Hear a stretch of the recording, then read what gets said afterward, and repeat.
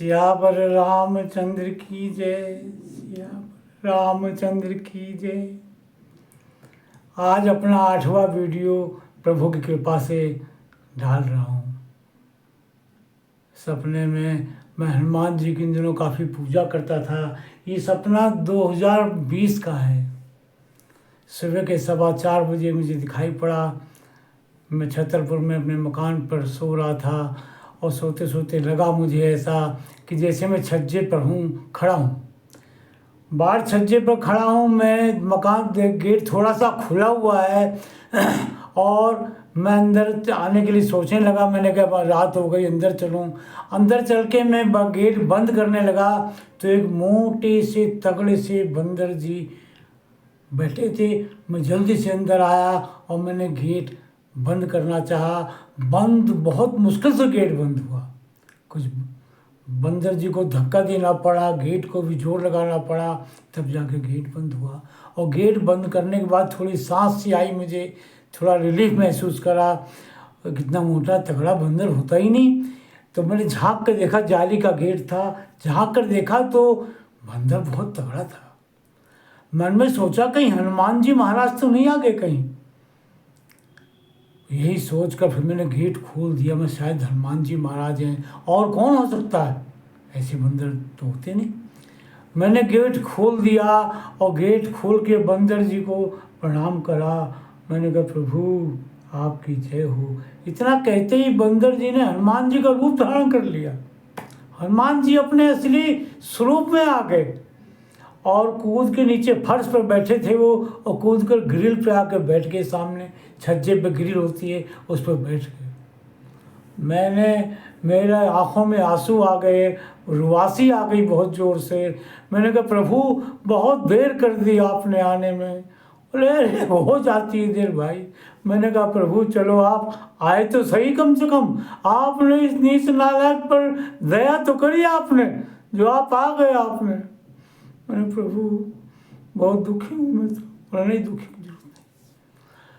फिर वो बोले, फिर मैंने कहा उनसे, मैं प्रभु मेरी माँ किचन में काम कर रही है, उन्हें भी दर्शन दे दीजिए, अपने उन्हें बुला लेता हूँ। बोला नहीं, उनको नहीं बुलाना। मैंने प्रभु दर्शन दे दीजिए, मेरी माँ है। और नहीं, उनको नहीं, अभी उनको नहीं दूँगा। मैंने कहा प्रभु मुझ पे कोई मुसीबत कभी आ जाए फिर क्या करूं मैं। बोला मुसीबत कभी तुम पर आएगी नहीं। बोला मुसीबत तुम पर आएगी नहीं। तो मैंने कहा प्रभु कोई निशानी दे दीजिए अपनी। निशानी के नाम पर उनके गले में 2 मालाएं थीं रुद्राक्ष की। एक तो इस मनके की थी ऐसे, और एक इससे बड़ा मन का था रुद्राक्ष का, उसकी माला थी। उन्होंने बड़ी माला उतारी और मेरे गले में पहना दी।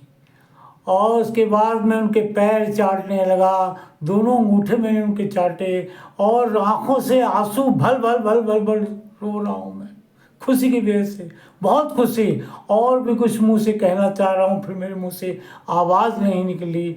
बहुत बहुत रोया। ये ऐसा लगा स्वप्न में जैसे स्वप्न में ये असली स्वप्न देख रहा हूँ, लेकिन ऐसा नहीं हुआ। असली सब सपना ही था, लेकिन उस वक्त तो ऐसे ही लगा असली सपने देख रहा हूँ।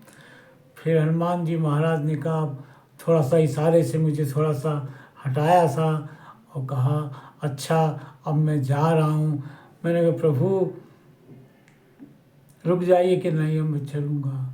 और इतना कहते ही वो चले गए। बहुत खुशी हुई देखकर मुझे।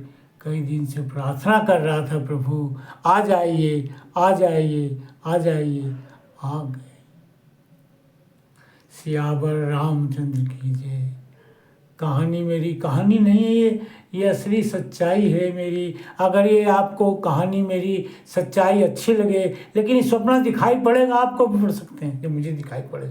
आपको हनुमान जी की भक्ति ज़्यादा करनी पड़ेगी। उनके सबसे बढ़िया हनुमान चालीसा के 7 पाठ कम से कम रोज करिए, और बहुत मन से करिए। दिन में भी कभी कभी आंखों में आंसू आ जाएं, और भजते भजते भी आप उनका पाठ करते करते भी आंखों में आंसू आ जाएं, रोने लगे इस भाव से कि प्रभु कब आएंगे, प्रभु अब कब आएंगे, वो आपका भाव सब समझ लेंगे और फिर एक दिन आ जाएंगे। खान पीन पर विशेष ध्यान रखना है आपको। प्याज लहसुन नहीं खाना है, अंडा मीट तो बिल्कुल नहीं छूना है आपको, और शादीशुदा है तो ब्रह्मचर्य का पालन करना है। इतनी बात मेरी मानना आप। अगर आप अपना भला चाहते हैं, दर्शन करने के इच्छुक हैं, और माता पिता की सेवा जरूर करें, उन्हें नाखुश बिल्कुल भी न करें, चाहे वो कुछ भी कहें। अब इसी के साथ मैं अपना समाप्त करता हूँ। ये मेरा 8वां एपिसोड है। थोड़ा सा भी अच्छा लगा हो तो सब्सक्राइब करना। ये कभी कुछ इससे मदद मिली तो गौ सेवा में ही जाएगा। अभी तो मैं अकेला ही लगा हूँ, किसी से मदद मांगी नहीं गौ सेवा के लिए। अभी तो चल रहा है, ईश्वर के पास है। आपकी जय हो। जय जय सिया राम, जय जय सिया राम।